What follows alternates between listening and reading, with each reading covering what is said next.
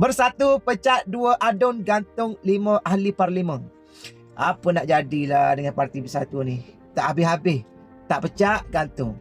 Tak gantung, pecah.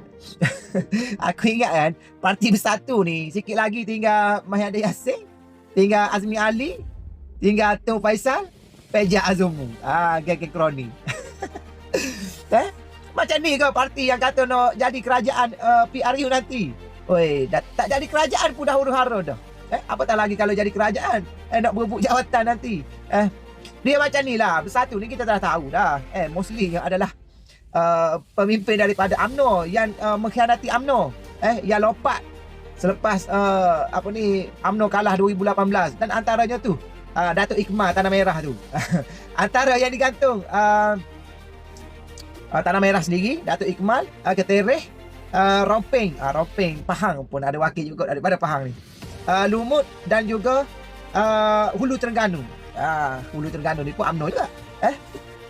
Jadi kalau kita fikir secara logik lah, PRU ni lebih kurang dalam setahun lebih lagi.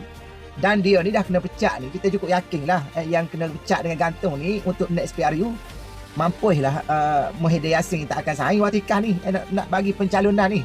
Confirm dah. Kecuali kalau dia nak bertanding boleh, tetapi bertanding atas parti lain lah, parti PAS. Tetapi hakikatnya PAS nak bagi Bersatu nak bagi kelaluan kepada PAS. Tak mungkin. Kalau dah itu seat Bersatu, takkan Bersatu nak bagi mudah-mudah kepada PAS kan. Akhirnya macam mana ni nasib kepada ahli parlimen ni yang kena gantung, yang kena buang apa semua ni. Itulah kita sebagai rakyat ni, kalau kita duk pilih pemimpin yang partinya huru-hara, partinya cacah merbak, akhirnya merugikan kepada rakyat. Dan aku cukup tertarik lah posting yang dibuat oleh Setiausaha Agung UMNO Dr. Ashraf, yang mana dia mengajak kepada pemimpin parti Bersatu ni yang kena pecat, yang kena gantung ni kembali kepada rumah bangsa. Bagi aku okey je nak balik semula kepada UMNO, bagi aku bagus. Tetapi hakikatnya orang macam ni kita bagi dia masuk tapi kita tak boleh angkat lah. Dia nak jadi ketua ke apa ke. Kalau nak jadi ahli biasa boleh lah. Dia kena bermula daripada bawah.